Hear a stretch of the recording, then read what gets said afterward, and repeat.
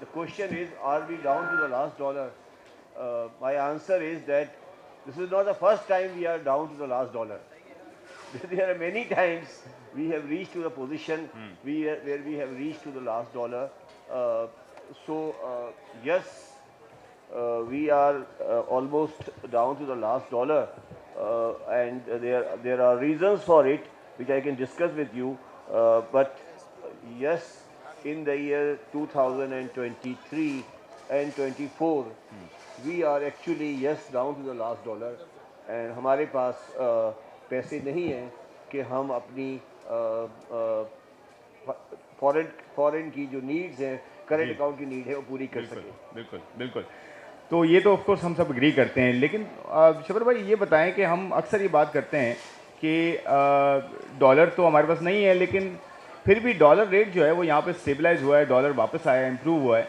और जो है हम तो बड़ा सब देखें हासिल बसिल है, हर तरफ मार्केट देखें, स्टॉक मार्केट जो है नई बुलंदियों को छू रही है, पेट्रोल नीचे आ गया है, आपकी इकॉनमी चल रही है, मीडिया आपका वाइब्रेंट है, आपका जो लीगल सिस्टम है वो फंक्शनल है इस वक्त, आपके यहाँ जो है स्मगलिंग पे हंट डाउन हुआ है, आपके यहाँ जो है वो स्पेकुलेशन पे हंट डाउन हुआ है, और आपके यहाँ आहिस्ता आहिस्ता इन्फ्लेशन नीचे आने की बात हो रही है।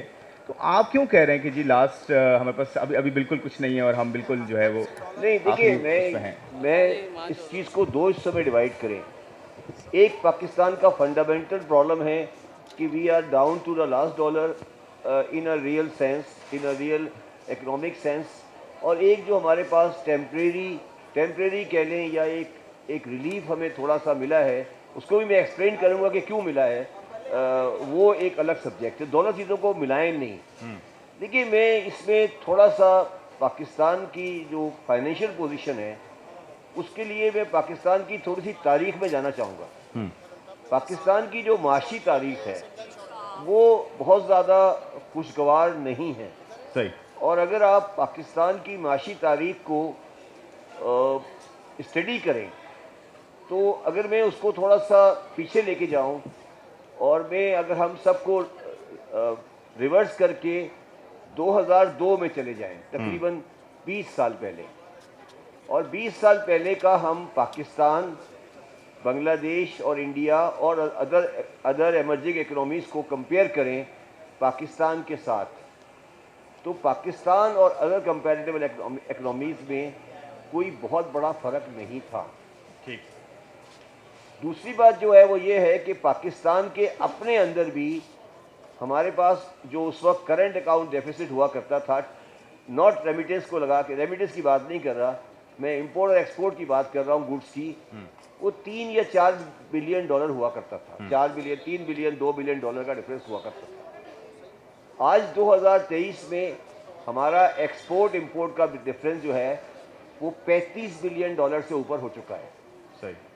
और जो इंडिया और बांग्लादेश है, या जो भी वियतनाम है, जो वियतनाम तो खैर बहुत ही आगे चला गया, जो और कंट्रीज़ हैं उन्होंने पाकिस्तान को हर लिहाज से सरपास कर दिया, या उन्होंने हर लिहाज से अब तरक्की की. और पाकिस्तान ने पिछले 20 साल में कोई भी माशी तरक्की नहीं की. अगर हम ये बात समझ जाएं आज कि पाकिस्तान ने for the last 20 years, if you compare the Pakistan economy from 2002 to 2023 versus Indian economy from 2002 to 2003, Bangladesh economy from 2002 to 2023, then you will realize that what has been lost in Pakistan. 2006 में 2002 में बांग्लादेश का रुपया जो था वो शायद 56 रुपए का था, 55 रुपए का था, जो भी था, हमारा भी कुछ इतने आसपास ही था. आज हम 280 के ऊपर हैं, वो 100 से नीचे हैं.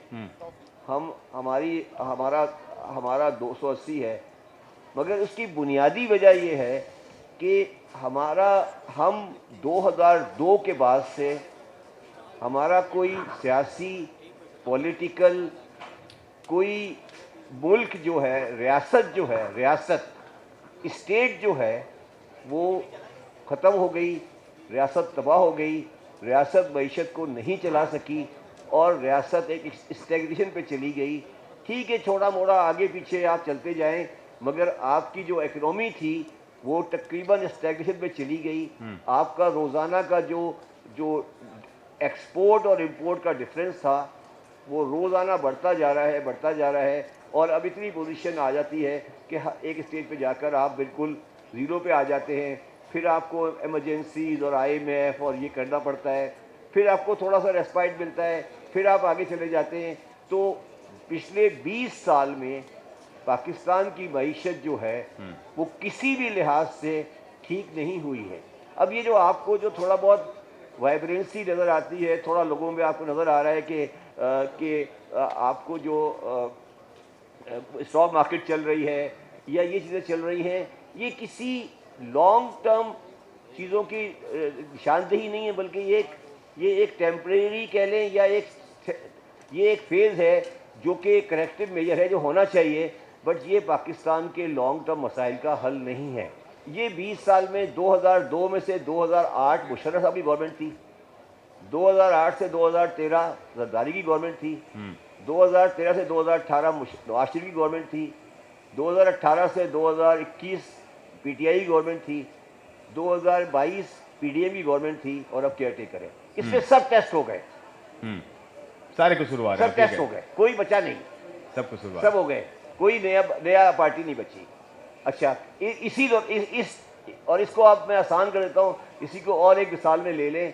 इसी दौरान में आप पाकिस्तान स्टील को प्राइवेटाइज नहीं कर सके, सही बात है।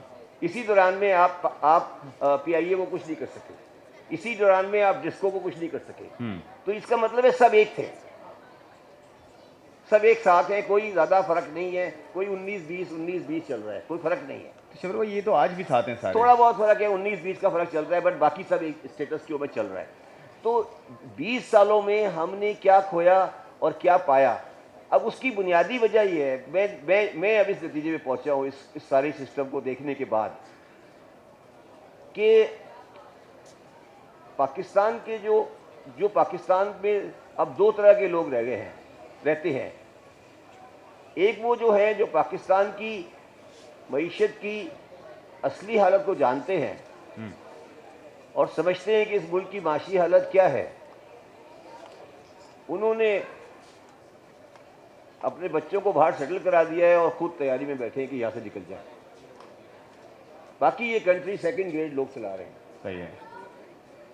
जो सेकंड ग्रेड के, थर्ड ग्रेड के लोग हैं, अगर सोसाइटी सही होती तो आज उनको नौकरियां भी नहीं मिलती, वो ये मुल्क चला रहे हैं। क्योंकि जो फर्स्ट ग्रेड का बंदा है पाकिस्तानी सोसाइटी का, वो यहाँ से माइग्रेट करके जा चुका है। ये जो लोग आज आपके सामने माशरे में नज़र आ रहे हैं, ये इस काबिल नहीं है कि वो सोसाइटी को चलाते, क्योंकि वो तो ये एक नाकाम रियासत का एक ढांचा है, एक ढांचा है जो खड़ा हुआ है, जो चल रहा है। मैं नाकाम रियासत ये नहीं कह रहा, बुराई में नहीं कह रहा, मैं मईशत के बिल्कुल बुनियादी उसूलों के बुनियाद पे कह रहा हूँ कि आज मेरी एक्सपोर्ट $30 बिलियन की है और 2013 में मेरी एक्सपोर्ट 13, मैं ज़्यादा पुरानी बात नहीं कर रहा, 2013 में मेरी एक्सपोर्ट 27 थी, 2013 में मेरी एक्सपोर्ट 27 थी, आज 30 है। 10 साल बाद, 10 साल के बाद बांग्लादेश की एक्सपोर्ट 2002 में 25 थी, आज उनकी एक्सपोर्ट 45 है टेक्सटाइल की।